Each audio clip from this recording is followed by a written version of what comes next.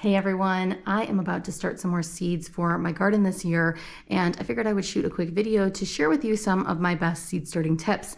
Things like what is the best soil to start your seeds in, how deep do you plant your seeds, what is the best way to water seed starts, all of that stuff I figured I would share with you while I'm working on this project today. So first things first, I actually need to run to the hardware store to get some soil because I'm currently out. So I'm gonna go do that, and then when I come back, we can talk all things seed starting. All right, I am back from my little mission. I have gotten the soil. It is right behind me. So let's talk about some of these seed starting tips. First things first, I want to put a disclaimer out there.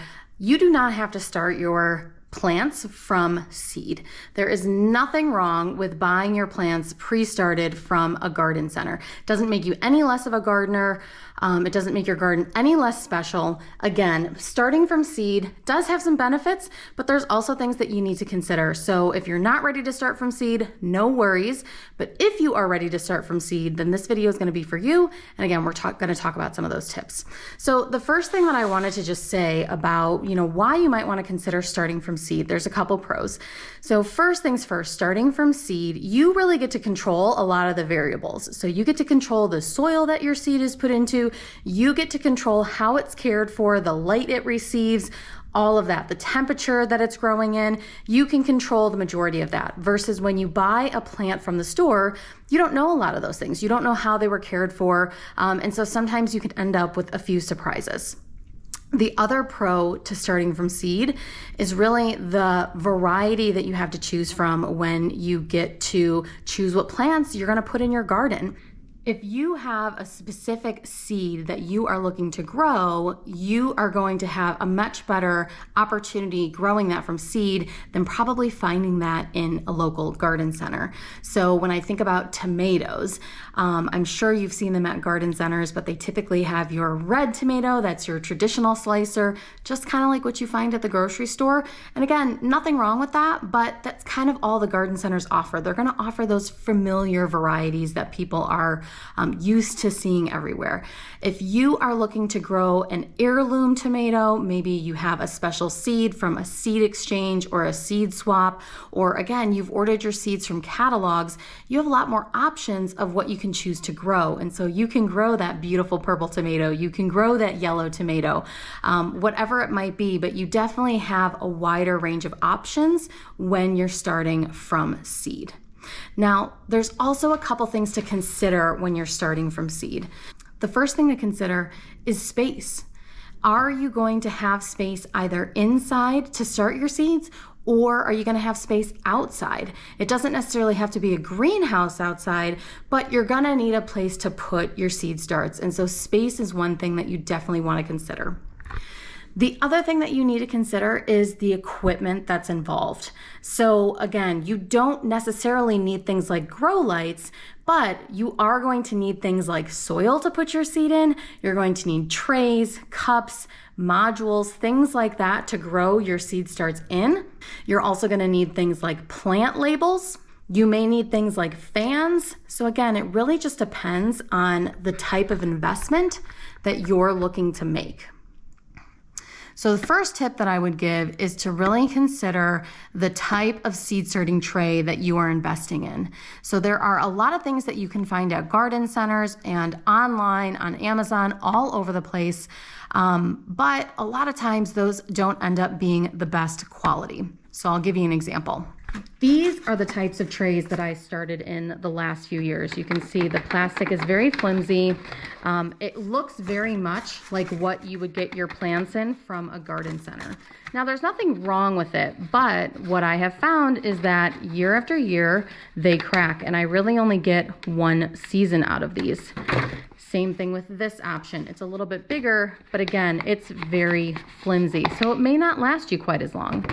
This year, I have upgraded to these, which are bootstrap farmer options. So I have a 4-inch pot here, and then I have a 72 cell tray. So I have found that these are super sturdy. You can barely bend them, and I'm going to get many more seasons out of these than I will something like this. So definitely consider the type of medium that you are starting in.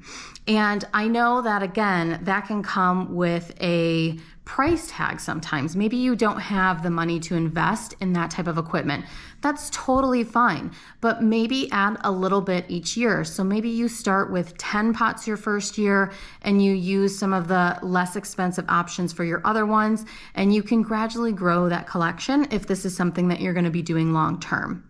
The other tip for anything that you're going to start your seeds in, please make sure that it is food safe. So you never want to start your seeds in any type of plastic that's going to be, not safe for food to be in. Very, very important. So the next thing you want to consider when starting your seeds is the soil that you're using to put your seeds in, what you're starting your seeds in. And there are a couple different options that you're going to find at the stores. So I'm going to talk to you about the differences. So the first thing that you might find is something like this that's called a seed starting mix, which makes sense. You would think that this would be the natural thing that you want to use. However, there are a couple things you want to consider with a seed starting mix.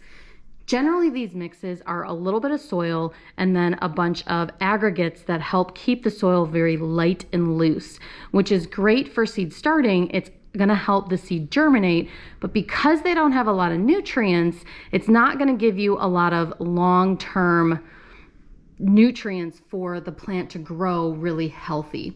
So this is really good if you are starting in a small tray like this, because you're eventually going to have to pot your seed up and you can add other soil in.